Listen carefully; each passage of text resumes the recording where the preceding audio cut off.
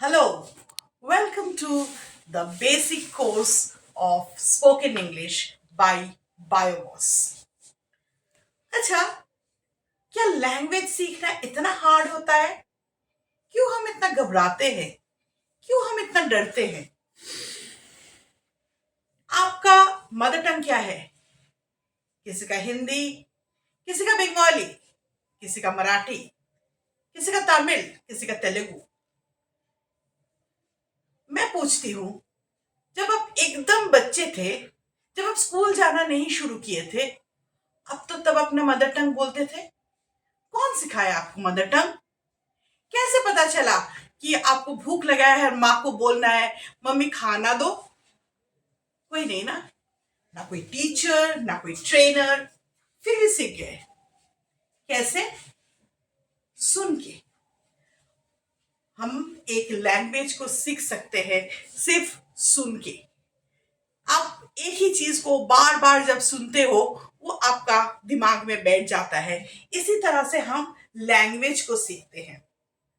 तो इंग्लिश भी एक लैंग्वेज है, जैसा हिंदी है, जैसा बांग्ला है, जैसा मराठी है, वैसे इंग्लिश है। घबराने का कोई जरूरत नहीं है। हम है ना, आपका हर मुश्किल को आसान करने के लिए। अब जब हम लैंग्वेज का बात करते हैं, एक भाषा की बात करते हैं, तो पहले भाषा का आता है शब्द।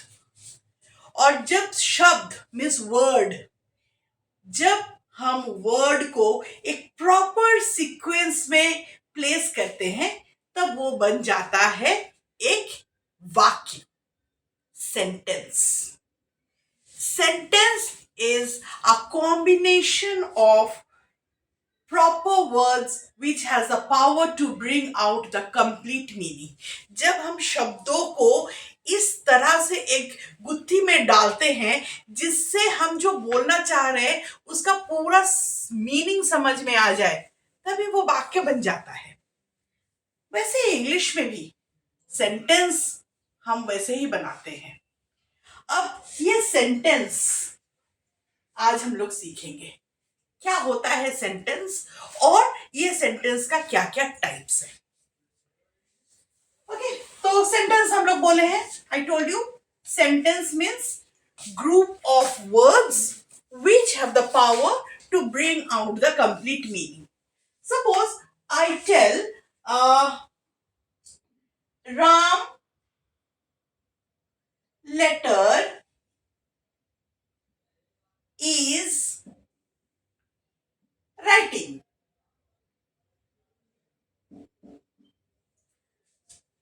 Ram letter is writing. Ram letter चिट्ठी is writing.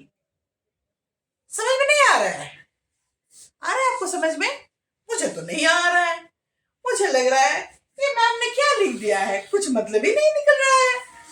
ओके, ये तो हम तो वर्ड्स को एक के बाद एक लिखे हैं, हम तो गुत्थी में डाले हैं उसको, लेकिन फिर भी मीनिंग नहीं निकल रहा है। मतलब ये मेरा सेंटेंस नहीं है, क्योंकि ये कंप्लीट मीनिंग नहीं निकाल रहा है। इसी को हम जब प्रॉपरली अरेंज करेंगे, प्रॉपरली अरेंज करके हम लिखते हैं Ram is writing a letter. अभी पढ़िए, Ram is writing a letter. Clear? समझ में आ गया?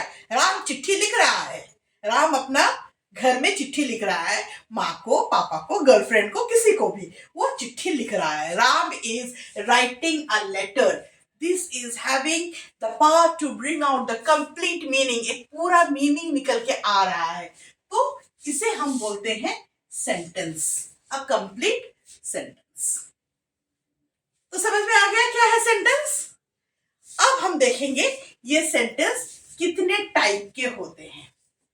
तो सेंटेंसेस जो होता है वो 5 टाइप के होते हैं।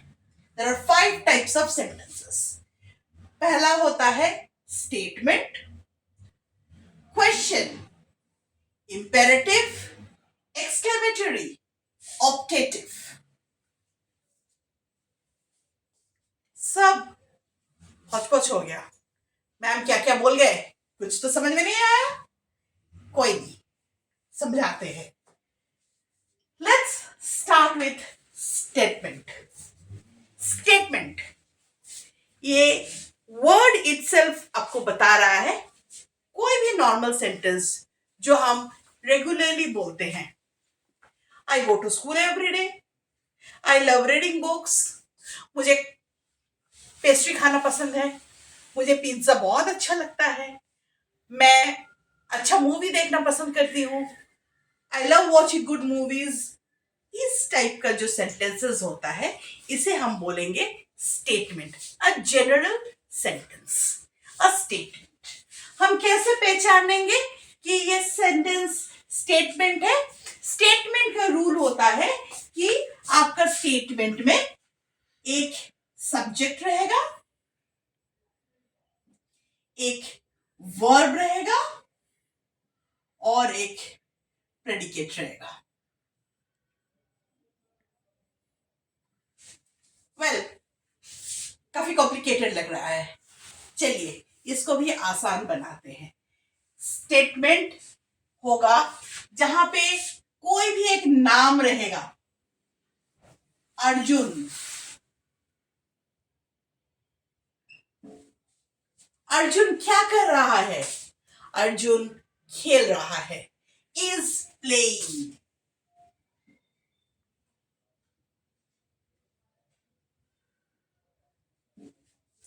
अर्जुन क्या खेल रहा है? अर्जुन फुटबॉल खेल रहा है, सो अर्जुन इज प्लेइंग फुटबॉल। और स्टेटमेंट खत्म होगा एक फुल स्टॉप से। तो ये बन गया मेरा स्टेटमेंट। एक नाम जो मेरा सब्जेक्ट है, इज प्लेइंग मेरा वर्ब है, फुटबॉल मेरा प्रेडिकेट है, या फिर इसे हम ऑब्जेक्ट भी बोलते हैं। तो ये बन गया मेरा स्टेटमेंट। तो इन जनरल कोई भी सेंटेंस आप बोलिए वो स्टेटमेंट होगा। I love reading books, we are going to Dubai next year, my parents are visiting me tomorrow, कुछ भी बोलिए। I love making reels, I love watching reels. So इस टाइप का सेंटेंसेस हो गया मेरा स्टेटमेंट। सबको क्लियर है स्टेटमेंट क्या है? Okay, we move to the next one is question. Question सुनते ही दिमाग में सबसे पहले आ जाता है एग्जाम, क्योंकि क्वेश्चन मतलब ही एग्जाम। अब इस क्वेश्चन को क्या होता है, हमको क्वेश्चन को समझना है। अब क्वेश्चन को समझने के लिए पहले तो मुझे बोर्ड क्लीन करना पड़ेगा। चलिए पहले बोर्ड को क्लीन कर लेते हैं।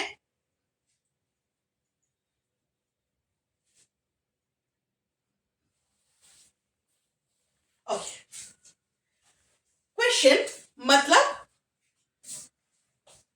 प्रश्न। तो आपको इससे ही पता चल रहा है कि कोई भी प्रश्न खत्म होता है प्रश्न चिन्ह से, जिसे हम बोलते हैं क्वेश्चन मार्क। तो questions are those kind of sentences where something is being asked, पूछा जाता है। समथिंग इज बीइंग आस्क्ड, पूछा जाता है, हम कुछ पूछ रहे हैं। Where do you live, what is your name, what is your age, do you love watching movies. ये टाइप का जो क्वेश्चन है उसको, जो सेंटेंसेस है उसे हम क्वेश्चन बोलते हैं। अब क्वेश्चन आपका दो तरह का होता है। There are two types of questions. एक क्वेश्चन स्टार्ट होता है डब्ल्यू वर्ड से, मतलब who, where, what, when, including how. Question will always begin with this kind of words with capital letter and end with a question mark. Second type of questions. Second type of question begins with modals. Ma'am ये क्या बोल दिए, कहाँ का model? Model नहीं, models. Models मतलब helping verb या auxiliary verb जो आपको सेंटेंस को क्वेश्चन को फ्रेम करने में आसान करेगा. Like words like is, was, has, have, can, shall, do, did, like this. इस सब से भी हम क्वेश्चन बना सकते हैं. Like do you like coffee? Can I call you? Have you finished your lunch? मजेदार की बात है, जब आप ये सब वर्ड से क्वेश्चन बनाइएगा तब देखिएगा आपका आंसर कभी भी यस या नो से शुरू नहीं होने वाला है. लेकिन आप जब भी क्वेश्चन इस वर्ड से बनाइएगा, your question will always come up with the answers with either yes or no. Is this book interesting? Yes it is. No it is not. Can I help you to solve this sum? Yes you can. No, you cannot. May I enter the classroom? Yes, you may. No, you may not. तो अब देखिए, यही इसके मजेदार बात है कि ये वर्ड्स के साथ मेरा जितना भी क्वेश्चन स्टार्ट होगा, इसका आंसर आपको आइदर यस में होगा या फिर नो में होगा. तो हम दो चीज यहाँ पे सीख गए कि अगर कोई भी मेरे को क्वेश्चन करता है इस वर्ड्स के साथ, तो हमको आइदर यस या नो बोलना है. यस मतलब हाँ, नो मतलब ना. तो कुछ आए या ना आए, इसको सुनकर तो हम हाँ या ना बोल ही सकते हैं. So that is question. क्या मैं सबके लिए क्लियर हूं? सबको क्लियर हुआ है कि what type of sentences are known as questions? Okay, very good. We will now move to the third one. चलिए थोड़ा बोर्ड क्लीन कर लेती हूँ. जब तक मैं बोर्ड क्लीन करती हूँ तब तक आप लोग थोड़ा सा देख लीजिए अभी तक जितना भी समझाए हैं वो आप लोगों को क्लियर हुआ है कि नहीं. काफी आसान है. लैंग्वेज सीखना एकदम भी हार्ड नहीं है, थोड़ा सा भी टफ नहीं है. Third, imperative sentences. ऑर्डर देते हैं ना, रिक्वेस्ट करते हैं ना, यही सब तो होता है इंपेरेटिव सेंटेंसेस.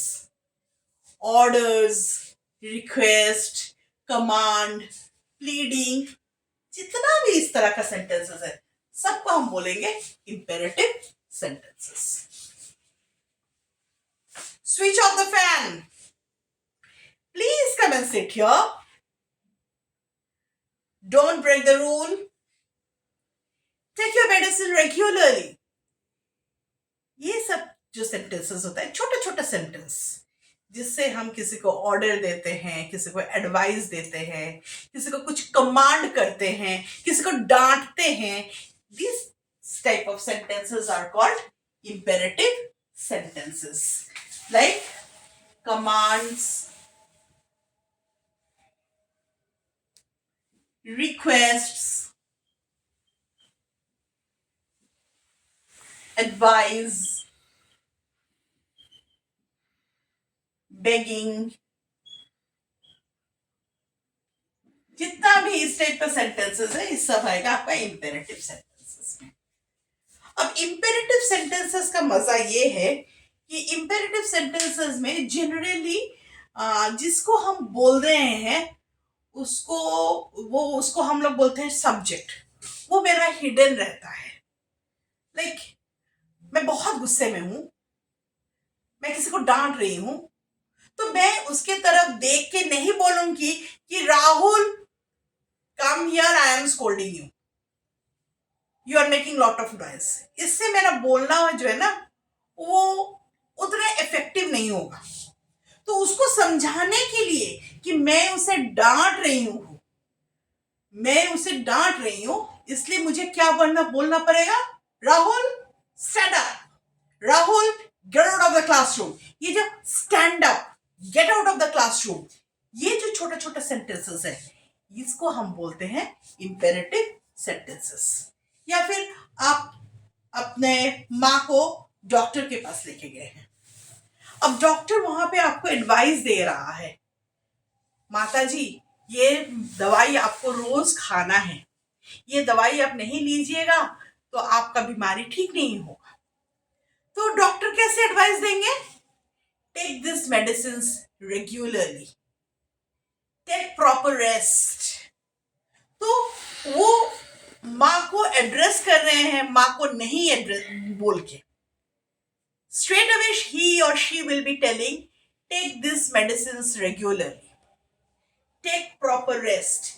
ये जो सेंटेंसेस हो रहा है, इसको हम बोल रहे हैं imperative sentences। Am I clear with the imperative sentences? Now I move to exclamatory sentences। exclamatory sentences are those जहां पे हम अपना इमोशंस और फीलिंग्स को एक्सप्रेस करेंगे।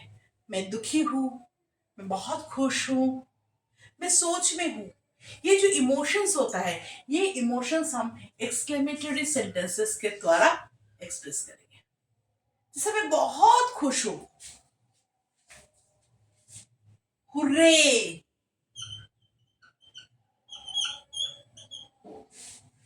I have one the lottery. ये जो हुर्रे शब्द है, ये एक्सक्लेमेटरी दिखा रहा है, मेरा जॉय को दिखा रहा है, मेरे इमोशन को दिखा रहा है। या फिर मैं बहुत दुखी हूं, अलास।